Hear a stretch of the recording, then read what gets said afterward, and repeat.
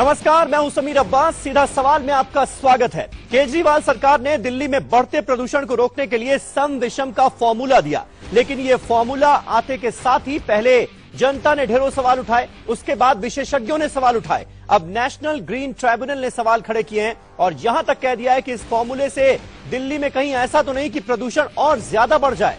Delhi police ने भी सवाल खड़ा किया है कि जब तक कानून सख्त नहीं होगा, जब तक एजेंसियों को अधिकार नहीं दिए जाएंगे, ऐसे नियमों को भला कैसे लागू किया जा सकता है। तो क्या केजरीवाल का फॉर्मूला हवाई है? क्या केजरीवाल के फॉर्मूले से दिल्ली में प्रदूषण और बढ़ेगा? यही है हमारा आज का सीधा सवाल।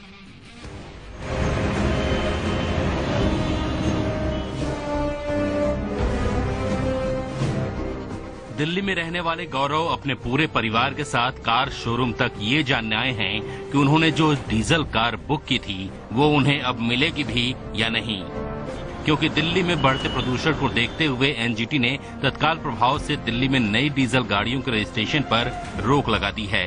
एडवांस में दे चुका हूं, तो वही कंफ्यूजन है कि आगे कैसे होगा, कब ऑर्डर खुलेंगे या कब रजिस्ट्रेशन होगा, ये सब चीजें हैं। एक था कि ठीक है ये कार हम लेंगे, लेकिन अब डीजल गाड़ियों पर जिस तरीके की रजिस्ट्रेशन पे रोक लग रही है, अब लग रहा है कि फ्यूचर पर्सपेक्टिव को लेके काफी ज्यादा कंफ्यूजन है इस बात को। नहीं, कंफ्यूजन तो है, अब इसीलिए आए हैं हम। कंफ्यूजन तो क्रिएट हो ही रहा है। सोल्यूशन आप क्या देखते हैं? ये सोल्यूशन नहीं है कि डीजल की कार ना ले, बैन लगाया जाएगी, कोई सोल्यूशन नहीं है। जाहिर है दिल्ली की जनता कंफ्यूज है, क्या करे क्या ना करे। दिल्ली में डीजल कारों से 25% प्रदूषण होता है। अभी दिल्ली में 5,70,000 डीजल कारें हैं। हर साल 60 से 70,000 नई डीजल कारों का रजिस्ट्रेशन होता है। इस साल मई 2015 तक 25,757 गाड़ियों का रजिस्ट्रेशन हो चुका है।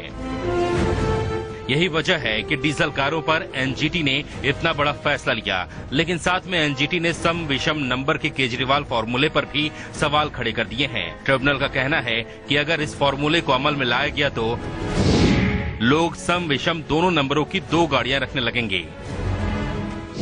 गाड़ियां खरीदने की होड़ मचेगी, इससे प्रदूषण कैसे कम होगा? एक बस से होने वाला प्रदूषण 10 कारों के बराबर है। 6,000 बसें उतारना मतलब 60,000 कारों के बराबर प्रदूषण। इसके अलावा दिल्ली पुलिस केजरी सरकार के ऑड इवन फॉर्मूले को लागू कराने को लेकर भी पसोपेश में है। उसका कहना है कि पहले दिल्ली सरकार को मोटर व्हीकल एक्ट में इसके लिए विशेष प्रावधान करना होगा। उसका मानना है कि 100 रुपए के चालान से ये फॉर्मूला लागू नहीं हो सकता। कॉमनवेल्थ गेम्स की तरह सख्त जुर्माना लगाना होगा। नियम का पालन न करने पर गाड़ी जब्त करने का अधिकार भी दिया जाए। हालांकि पुलिस कमिश्नर को अभी सरकार के 25 तारीख के ब्लूप्रिंट का इंतजार है। जा रहे हैं हम भी वहाँ पे, जो भी डिस्कशंस हो रही हैं उनको हम गंभीरता से नोट किए जा रहे हैं और जैसे ही पॉलिसी बन जाएगी तो हम फिर जो है अपना एक्शन प्लान बनाएंगे और हम जो भी करेंगे जो है सड़क के जो बाशिंदे हैं उनके हित में करेंगे, दिल्ली के बाशिंदे हैं उनके हित में करेंगे। वहीं दिल्ली सरकार कहती है कि जो बातें दिल्ली पुलिस की ओर से आ रही हैं, दरअसल वो सुझाव तो दिल्ली सरकार ने ही रखे हैं। आपने जनरल मीटिंग में अभी बाहर जाके आप ही मेरे को बहुत सारे सजेशन दे सकते हैं, तो सजेशन ऐसा नहीं है, उनको हर मीटिंग में बुलाया जा रहा है, तो वो भी वही बात कह रहे हैं, वो भी चाहते हैं जो हम चाहते हैं। अब लोगों को लगता है कि पुलिस सहयोग नहीं करेगी, क्यों नहीं करेगी? पुलिस क्यों नहीं करेगी? पुलिस का काम होता है कानून का पालन करना, जो भी सरकार कानून बनाए उसको मानना, तो सही पुलिस पूरा सहयोग करेगी और सहयोग करेगी। कुल मिलाकर दिल्ली में बढ़ते प्रदूषण पर तमाम तरह के कदम उठाने की बातें चल रही हैं और केजरीवाल का फॉर्मूला सवालों के घेरे में है। ऐसे में आज सीधा सवाल में बड़ी बहस इसी मुद्दे पर, क्या केजरीवाल फॉर्मूले से प्रदूषण और बढ़ेगा? तो आपने ये पूरी रिपोर्ट देखी और एनजीटी का रुख भी देखा केजरीवाल के इस फॉर्मूले पर, और हमारा आज का सीधा सवाल बिल्कुल साफ है, क्या केजरीवाल फॉर्मूले से दिल्ली में प्रदूषण और बढ़ेगा? इसी सवाल से जुड़े कुछ और अहम सवाल हैं जो आज इस बहस के दौरान हम उठाएंगे। मजबूरी में लोग 2-2 कारें रखेंगे, ऐसे में कहीं गाड़ियां और तो नहीं बढ़ जाएंगी, प्रदूषण और तो नहीं बढ़ेगा? सड़कों से भीड़ खत्म करने के लिए ही मेट्रो लाई गई, लेकिन न सड़कों पर जैम कम हुआ, न ही मेट्रो में भीड़। केजरीवाल सरकार का फॉर्मूला कैसे करेगा काम? इसके अलावा ज्यादा से ज्यादा सीएनजी वाहनों पर क्यों नहीं दिया जा रहा है जोर? और सीधे सवाल की शुरुआत करते हैं। हमारे साथ तमाम खास मेहमान इस वक्त जुड़ चुके हैं। स्टूडियो में मेरे साथ मौजूद हैं doctor CV Singh, pollution expert हैं। साथ ही साथ हमारे साथ मौजूद हैं आरपी सिंह साहब, जो कि प्रवक्ता हैं बीजेपी के, सचिव हैं बीजेपी के। साथ ही साथ हमारे साथ मौजूद हैं हरिशंकर गुप्ता जी, जो कि कांग्रेस का पक्ष रखेंगे। और थोड़ी देर में आम आदमी पार्टी का भी पक्ष हम जानने की कोशिश करेंगे। अनिल वाजपेयी, आम आदमी पार्टी के नेता, हमारे साथ मौजूद होंगे। लेकिन सिंह साहब, पहला सवाल आपसे। एनजीटी का ये जो कड़ा रुख सामने आया है, जिस तरह से डीजल गाड़ियों के रजिस्ट्रेशन को फिलहाल बैन कर दिया गया है, अब 6 जनवरी को इसकी सुनवाई होगी, उसके बाद ये क्लियर होगा कि डीजल गाड़ियों का रजिस्ट्रेशन दिल्ली में आगे होगा या नहीं। आपको लगता है इस कदम से कुछ फायदा होगा, प्रदूषण कम होगा?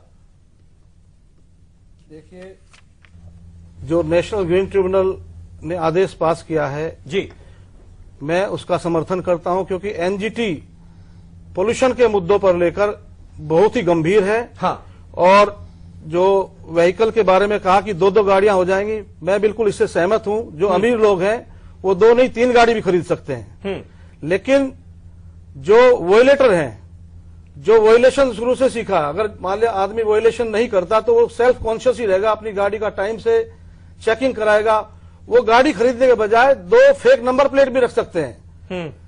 दिल्ली सरकार के पास इतना इंफ्रास्ट्रक्चर होना चाहिए कि उन गाड़ियों की चेकिंग प्रॉपर तरीके से कर सकें। उन पे जो दिल्ली पुलिस के कमिश्नर का बयान आया, मैं उससे भी सहमत हूं, क्योंकि उनको वो अधिकार भी मिलने चाहिए। हाँ। क्योंकि जितनी लगभग करोड़ों गाड़ियां दिल्ली में फिलहाल कार्यरत हैं या चल रही हैं, अगर पूरी दिल्ली पुलिस भी 15 दिन तक सड़क पर आ जाए तो मैं नहीं समझता कि वो हर गाड़ी का चेकिंग कर पाएंगे। आरपी सिंह साहब, क्या इस फॉर्मूले को लागू करने के बाद ये एक डर है क्या, जिसका एनजीटी ने जिक्र किया है बड़ी कड़ाई से, कि ऐसे तो आप एक तरह से प्रोत्साहित कर रहे हैं कि 2-2 कारें लोग रख लें, गाड़ियां और बढ़ेंगी, प्रदूषण और ज्यादा हो जाएगा कम होने के बजाय? देखिए, जितनी स्टडीज अभी तक आई है, जहां जहां ये लागू किया गया, वहां शुरू में तो एक बार असर पड़ता है। हाँ। कुछ दिन असर दिखता है। हाँ। परंतु लॉन्ग रन में इसका असर उल्टा हुआ है। हाँ। परंतु जो बड़ा विषय, वो इस विषय में चर्चा हो नहीं रही। क्या कार ही, सिर्फ डीजल कार ही पोल्यूट करती हैं क्या? दिल्ली में इंडस्ट्रियलाइजेशन के कारण से, दिल्ली में जो उद्योग है उनके कारण से 32% प्रदूषण है। क्या सरकार उसके ऊपर कोई कदम उठा रही है क्या? दिल्ली में अनऑथराइज इलीगल इंडस्ट्रियल एरियाज चलते हैं, क्या वो बंद हो रहे हैं, उन पर प्रतिबंध लग रहा है क्या? इसके अलावा और रास्ते हैं। ये सिंगापुर की बात करते हैं, ये बीजिंग की बात करते हैं। सिंगापुर के अंदर 1 वे ट्रैफिक है, आपको 2 वे ट्रैफिक नहीं है, रेड लाइट फ्री ट्रैफिक है।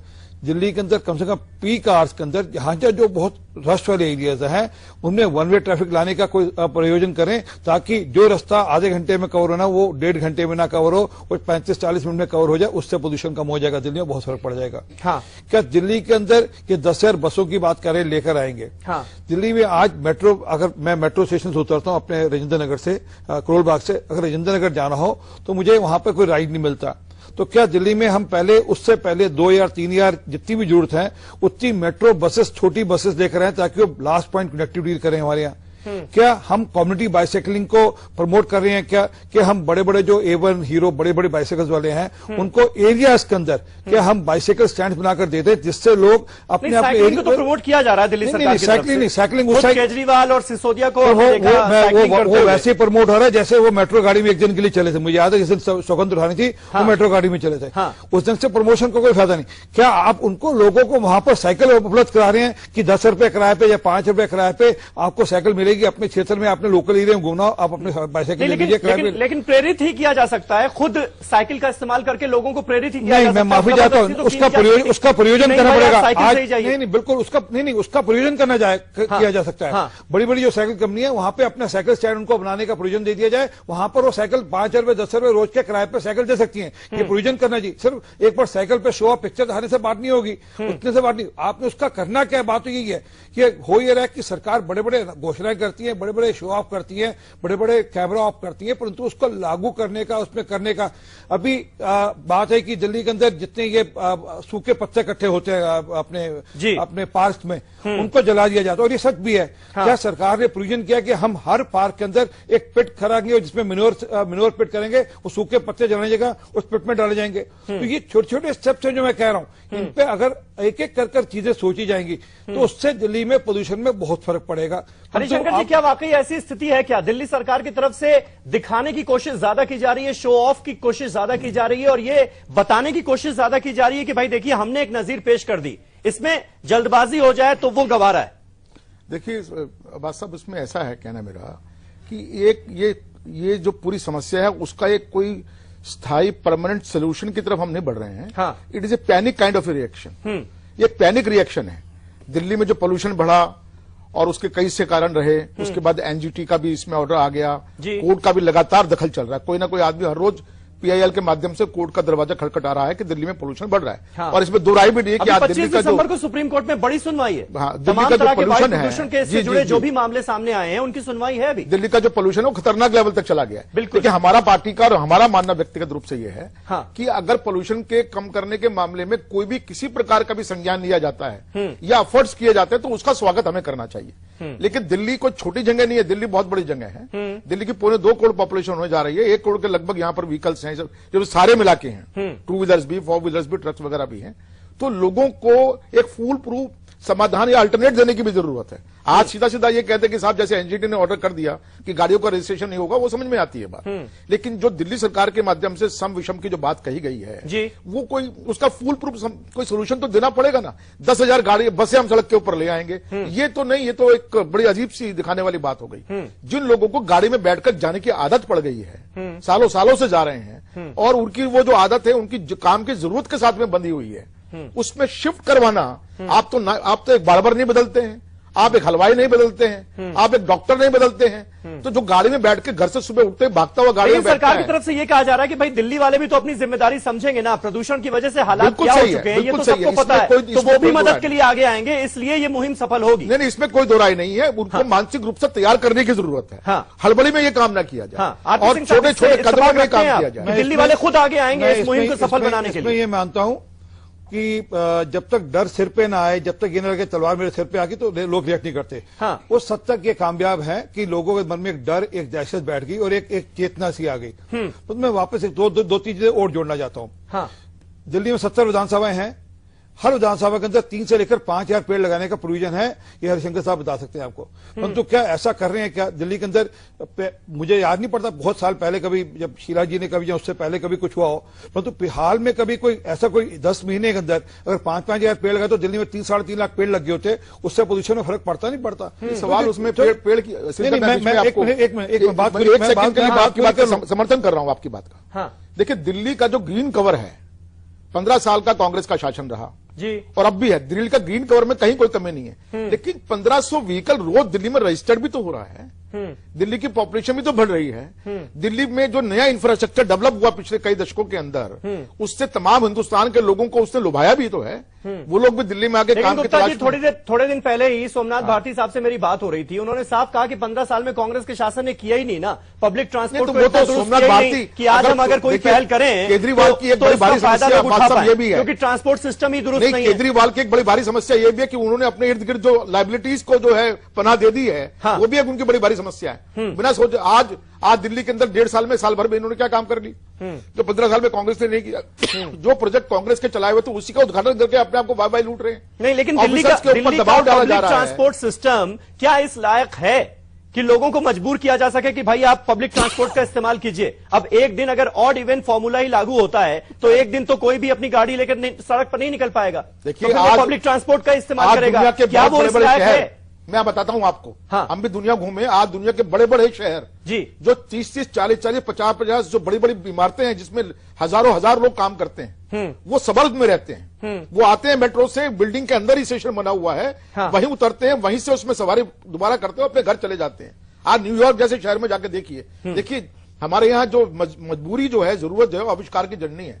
हमें लोगों को आदत डालनी पड़ेगी। लेकिन सिर्फ सुझाव उसमें मेरा ये है, जो हमारी पार्टी का अपना स्टैंड ये है कि इसको छोटे छोटे कदमों में लिया जाए ताकि लोगों को कम से कम परेशानी हो और लोगों की शंकाएं, उनका समाधान भी साथ साथ होना चाहिए। अब जो भी अच्छा पिछले 15 दिन में जब से ये चर्चा इस पे हुई है, बहुत सारी चीजें निकल कर सामने आ गई हैं। उसका समाधान भी डिफरेंट एजेंसीज के माध्यम से आ रहा है। एनजीटी ने कल कहा कि रजिस्ट्रेशन ही बंद कर दीजिए। सिंह साहब ने बताया कि आज भी गाड़ी का रजिस्ट्रेशन हुआ है, लेकिन मैं कहता हूं अगर एनजीटी ने यह कहा कि रजिस्ट्रेशन बंद करना चाहिए, बहुत ही स्वागत योग्य कदम है। उसमें दिक्कत किस बात की? क्या दुनिया भर की तमाम देश की गाड़ियां दिल्ली में बिकेंगी क्या? वो जो गाड़ी बेचने वाली कंपनी है उन पर किसी किस्म की रोक नहीं लगेगी, उनकी कोई जिम्मेदारी नहीं है। गाड़ी का मापदंड जो है उसको तो बढ़ाने की कोशिश नहीं करते हैं। नहीं, लेकिन ये आरपी सिंह साहब, इस कंफ्यूजन को दूर कौन करेगा? बहुत सारे ऐसे दिल्ली वाले हैं जिन्होंने गाड़ियों का, डीजल गाड़ियों का पेमेंट कर रखा है। अब उनका रजिस्ट्रेशन कैसे होगा या नहीं होगा, इसको लेकर सवाल है और इन सवालों का जवाब नहीं मिल पा रहा है। ये भी एक दिक्कत है क्या? मैं ये समझने की बात है कि अगर डीजल गाड़ी पे आपने प्रतिबंध लगाना है तो आप लगाइए, परंतु साथ में जो हाइब्रिड कार है या जो इलेक्ट्रिकल कार है उनको सस्ता तो करिए। आज सीएनजी के बाद जो नेक्स्ट जनरेशन का काम होना था वो था कि हाइब्रिड कार और इलेक्ट्रिकल कार पे हम जाते। आज दिल्ली में एक इलेक्ट्रिकल कार मिलती है 6.5 लाख रुपए की, जो अल्टो के बराबर, दिल्ली के मारुति कार के बराबर 4 लाख के बराबर है। उसमें 1.5 लाख रुपए सरकार को टैक्स जाता है। सरकार उस पर टैक्स उठाए और ये कह दे भैया जो अपनी पुरानी नंबर प्लेट लेकर आएगा हम उसको इस गाड़ी के ऊपर ब्याज माफ कर देंगे, लोन के ऊपर बैंक से लोन ले उस पर हम ब्याज माफ कर देंगे, तो लोग शिफ्ट करेंगे आस्ता आस्ता।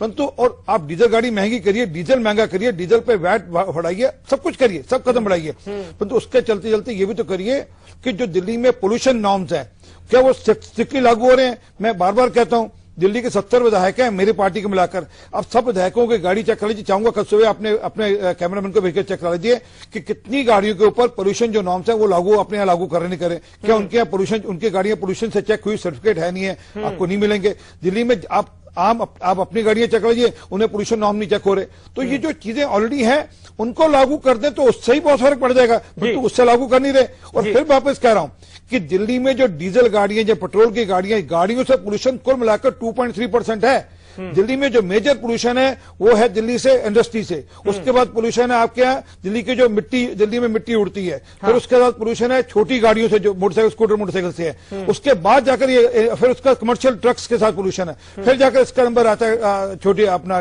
गाड़ियों का, जो कार्स का आता है। परंतु सरकार के दिमाग में एक, मैं अगर इस ढंग से सोच रहे हैं, फिर क्या ये माना जाए कि सरकार का जो एजेंडा है वो सही है? अगर हम ये मानकर चल रहे हैं कि जो कारों से होने वाला प्रदूषण है उसकी मात्रा बहुत कम है दूसरे से, अगर हम कंपैरिजन करें तो मैं आपको बताऊंगा कि कारों का जो पोल्यूशन है वो लगभग सिंह साहब ने जो 25-30% मान लीजिए, लेकिन उसके अलावा जो शॉपिंग मॉल के जनरेटर सेट हैं 4,000 किलोवाट का जनरेटर, और जो छोटे छोटे जनरेटर हर घर में लगाए हुए हैं, उनकी जो चिमनियां हैं वो as per norms of central pollution control board नहीं है, और उनसे जो धुआं निकलता है वो डिस्पर्सन उसका प्रॉपर नहीं होता, वो बराबर के घर में जाता है। और पड़ोसी दुखी हैं जिनके यहाँ जनरेटर नहीं है, जो गरीब लोग हैं, वो उस धुएं को झेलते हैं। मैं इसके साथ साथ ये भी कहूंगा कि जो म्युनिसिपल सॉलिड वेस्ट है उसको जलाते हैं, उस पर नेशनल ग्रीन ट्रिब्यूनल ने पाबंदी लगाई है, लेकिन उसका भी पूरा पालन नहीं हो रखा है। जो सड़कों पर धूल है,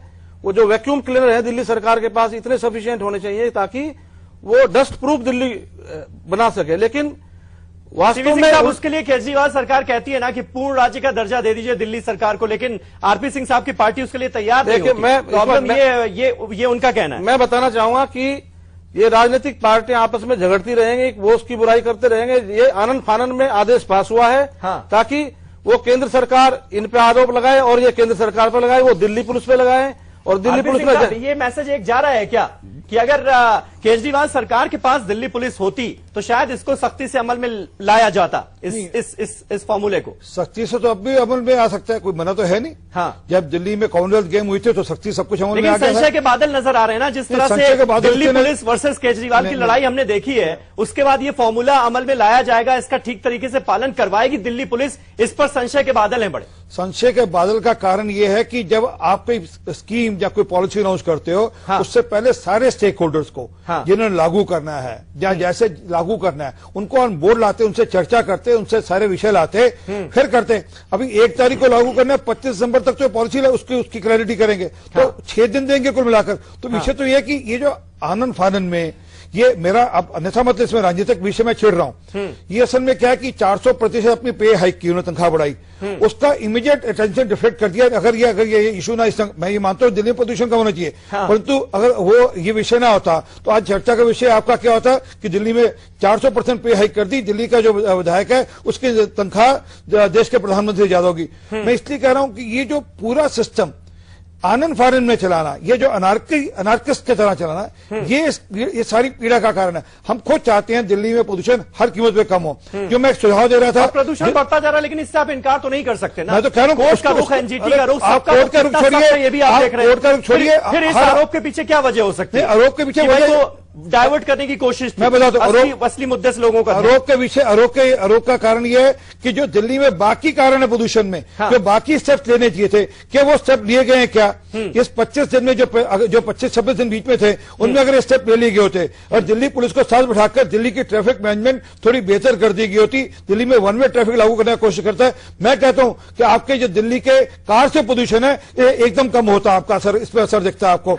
दिल्ली के अंदर आप किसी भी ढंग से कोशिश कर ये जो अगर जब तक आप मेट्रो बसेस नहीं खरीद सकते, आप दिल्ली के अंदर जो छोटे वाहन वाले, जो टू व्हीलर्स वाले हैं, उनको कहते हैं कि हम आपको मेट्रो कनेक्टिविटी के लिए हायर करने वाले हैं। आप मेट्रो, जहां मेट्रो गाड़ी उतरती है वहां से एक किसी भी पैसेंजर को ले जाने के लिए हम आपका उपयोग करेंगे, उसके रास्ते निकालते। परंतु बाकी लोगों को लाकर सलाह करते, विपक्ष को बैठकर सलाह करते, एक्सपर्ट्स को बैठकर सलाह करते, तो उसके रास्ते अच्छे निकलते और अच्छे रखते हैं। इसमें मेरा एक सुझाव ये है, नहीं गुप्ता जी, लेकिन क्या आप इस राय से इत्तेफाक रखते हैं कि विधायकों की सैलरी जिस तरह से 400% बढ़ाई गई, वो मुद्दा गर्मा गर्म था, उस मुद्दे से ध्यान भटकाने के लिए ये नया इश्यू निकाला गया केजरीवाल सरकार की तरफ से? ये आम आदमी पार्टी की सरकार है, कुछ भी कर सकते हैं। हाँ, तो इसमें वो तो मैं अब चर्चा उसमें जरूर आपसे इसमें जो शामिल होऊंगा। एक बात मैं जरूर इसमें बीच में कहना चाहूंगा, जहां तक पोल्यूशन से संबंधित बात है।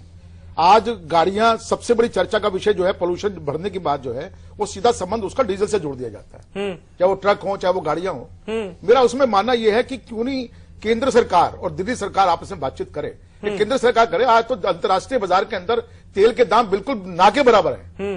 वो जो कुछ भी उसमें खर्चा वर्चा है, वो सब हिंदुस्तान के जो टैक्सेस वगैरह उनको जोड़ के सबके सामने लेके आया जा रहा है। हाँ। अगर ये पेट्रोल के दाम डीजल के दाम के लगभग करीब लेकर आ जाए, तो लोगों को इस बात से बड़ा प्रोत्साहन मिलेगा कि बजाय डीजल के हम पेट्रोल की गाड़ियां खरीदें। देखिए, जब हमें समाधान निकालना है, जबकि डीजल के दाम कम इसलिए किए जाते हैं कि भाई ग्रामीण इलाकों में यूज होगा, ट्रैक्टर में जब उसमें दिल्ली शहर में टैक्स लगा लेना, उसका इस्तेमाल होगा। दिल्ली सरकार उसमें टैक्स लगा लेगा। मर्सिडीज और बीएमडब्ल्यू में डीजल लोग भरवा रहे हैं, सस्ता डीजल, क्योंकि दिल्ली सरकार आप डीजल की गाड़ियों का प्रोडक्शन कम से कम प्राइवेट व्हीकल्स का उसको डिस्करेज करें जी, पेट्रोल के दाम को कम करें, क्योंकि आज हम पेट्रोल के दाम को कम कर सकते हैं। उसमें सरकार के एक्सचेकर के ऊपर कोई एक्स्ट्रा बर्डन पड़ने वाला नहीं है। और पेट्रोल की गाड़ियों के लिए लोगों को एनकरेज करें, एक बड़ा साफ सुथरा सोल्यूशन इसका निकल कर सामने आ जाएगा। बिल्कुल। अब जो सैलरी की आपने बात करी है, 400% विधायकों की सैलरी की बात करी है जी, तो ये आप पार्टी की सरकार है, 30 लाख रुपए साल का पैकेज है। ये तो सरकार थोड़ी है, ये जनता की सेवा नहीं है। एक प्राइवेट लिमिटेड कंपनी उन्होंने बना दिया, जिसके अंदर एक आदमी का जो पैकेज है सैलरी का, वो 30 लाख रुपए साल का है। 12 लाख रुपए में 2 गाड़ी खरीदने की इजाजत दे दी गई।